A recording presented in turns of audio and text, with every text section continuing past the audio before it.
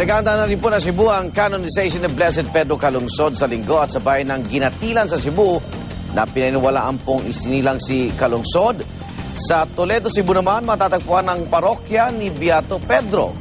May live report po si Alan Domingo ng GMA Cebu. Alan! Igan, 2 araw bago ang pagtatanghal kay Blessed Pedro Calungsod bilang santo, naghahanda ng lahat, lalo na ang mga Cebuano dahil tinuturing nila itong malaking okasyon. Sa Hinatilan, Cebu, na sinasabing pinagmulan ni Beato Pedro Calungsod, inaasahang dadagsa ang mga tao para sa kanilang malaking selebrasyon ngayong linggo, araw ng canonization. Ayon sa Provincial Police Director na si Senior Superintendent Patrocinio Comendador, 50 to 80% ang persa na ipapakalat sa naturang lungsod. Higpitan rin ang seguridad ng kapulisan sa Toledo City kung saan makikita ang parokya ni Beato Pedro Calungsod para rin sa kanilang isasagawang selebrasyon ngayong linggo, kung saan inaasahang daragsa ang libo-libong mga dibuto. Sa ngayon ay handa na rin ang Pedro Calungsod Parish sa kanilang mga aktibidad sa linggo.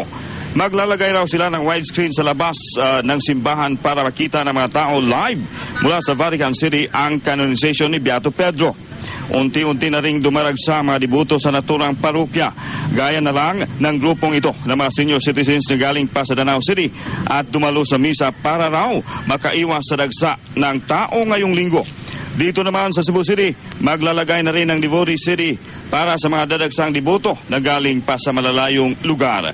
Mabinta na rin ang iba't ibang mga souvenir items na gawa ng Archdiocese of Cebu, gaya ng t-shirts, keychains, pamaypay at mga imahe ng Bisayang Beato.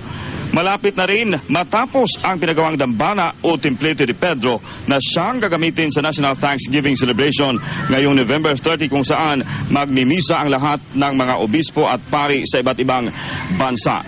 Igan, sa ngayon all systems go na para sa pagtatanghal sa ikalawang Pilipinong santo. Wala namang pagsidla ng tuwa ang mga Cebuano dahil sa kauna-unahang pagkakataon may isang Bisayang Beato na itatanghal sa dambana ng mga santo. Igan?